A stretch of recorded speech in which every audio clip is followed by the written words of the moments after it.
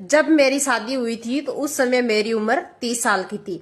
ऐसा नहीं है कि लड़के नहीं मिल रहे थे, काफी लड़के मिले, लेकिन कुछ ने मुझे रिजेक्ट कर दिया और कुछ को मैंने। 30 की उम्र होते होते जवानी भी डलने लगी। किसी भी कीमत में कोई लड़का शादी करता है तो उसकी एक 30-32 साल से ज्यादा होती। बनारस के अच्छे परिवार में मेरी शादी हुई। मेरे पति पढ़े लिखे और स्कूल में टीचर थे। हमारे बीच में प्यार था, उनका पढ़ा लिखा होना और मेरा सिर्फ 12वीं पास होना कभी हमारे बीच में नहीं आया, क्योंकि मेरा परिवार काफी बड़ा था। सास ससुर ननद सभी थे। सारा दिन काम करने के बाद जब मैं अपने भाई और बहन से बात करती तो वो मुझे बोलते कि तुम अपना ध्यान दो, सिर्फ काम मत करो, तुम्हारी शादी की गई है, तुम कोई नौकर नहीं हो। और मुझे भी उनकी बात सुनकर लगता कि ये सही बोल रहे हैं।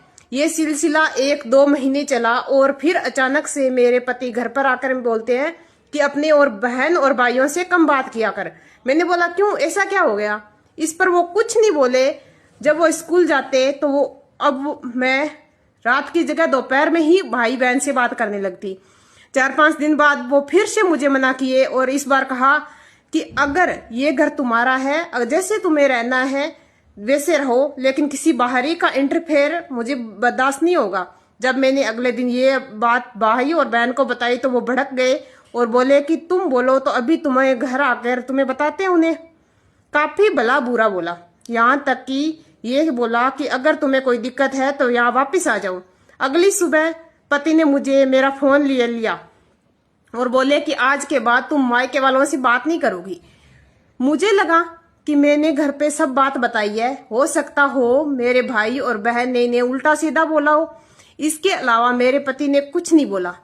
मेरे मायके के लोग मुझे कई बार फोन किया और जब कॉल रिसीव नहीं हुआ, मैंने फोन नहीं उठाया, तो उन्होंने मेरे पति के फोन पे फोन किया। उन्होंने साफ मना कर दिया कि आप लोग थोड़ा कम बात करिए।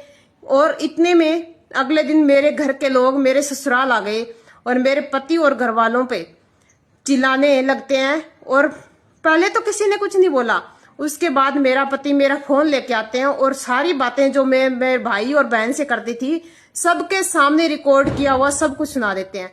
अब मुझे पता चला कि मेरे फोन में सारी बातें रिकॉर्ड होती थी, जिससे सुनने के बाद मेरे पति मुझे बात करने के लिए मना करते थे। बात और बढ़ गई। मेरी बहन ने मुझे घर चलने को कहा और बोला कि इन सबसे रिश्ता तोड़ दो।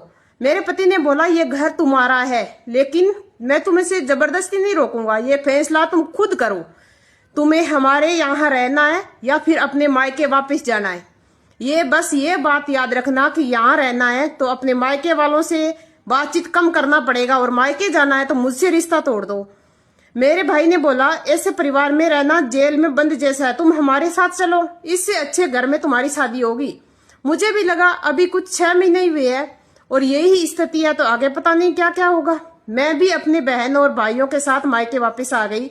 कुछ समय बाद उन्होंने तलाक के लिए अर्जी दी। मैं अंदर से डर गई और सोचा कि एक बार फिर से मौका दिया जाए। तभी मेरी बहन और भाई ने मुझे मना कर दिया और तलाक के साथ ये मांग रखने को कहा कि शादी में लगे सारे गहने दे और 100 पैसे शादी में खर्च हुए वो भी दे। मेरे पति ने तुरंत वो शादी के गहने दे दिए और साथ में एंगेजमेंट की रिंग भी लौटा दी और 2 सप्ताह में जितने भी पैसे खर्च हुए थे उससे ज्यादा लौटा दिए और तलाक का प्रोसेस शुरू हो गया और हमारा तलाक हो गया। उसके 2 साल बाद उनकी दूसरी शादी हो गई। अब वो अपनी जिंदगी में आगे बढ़ चुके थे। इस बात को 10 साल का समय बीत चुका। अब मेरा उम्र 40 साल की हो चुकी थी। मेरे पति ने कभी मुझसे ऊंची आवाज में बात नहीं की और ना ही किसी और चीज की कमी होने दी। आज पीछे मुड़कर देखती हूँ कि लगता है कि मेरे बहन और मेरे भाई मुझे गलत बातें सिखाते थे। मेरे पति मुझसे बस ये उम्मीद रखते थे कि मैं घर तोड़ने का काम ना करूं। आखिरी बात उन्होंने यही ऑफर दिया था, पर मैंने अपनी मूर्खता से उसे ठुकरा कर उनके आत्मसम्मान को ठेस पहुंचा दी थी। तभी शादी के पैसे और गहने वो तुरंत वापस कर गए थे। आज मैं अकेली हूँ, मेरे 2 भाई और 3 बहनें हैं, लेकिन सब अपने अपने में व्यस्त है। दोनों भाई अपने परिवार में व्यस्त है और दोनों बहनें का अपना घर है, ससुराल है और बखूबी उन्हें संभाल रही है। और अगर सही समय पर मैंने अपने मन की बात सुनी होती और पति की बात मानी होती ना, तो शायद मैं आज ये दिन नहीं देखना पड़ता। जो लोग ये स्टोरी सुन रहे हैं ना, अगर उनकी शादी नहीं हुई है, खासतौर पर लड़कियां, तो आप एक बात याद रखना कि आपका घर आपका ससुराल है। आप उन्हें पहले तवज्जो दीजिए। मायका सिर्फ माँ बाप से होता है, भाई बहन आज नहीं तो कल अपने परिवार में व्यस्त हो ही जाएंगे।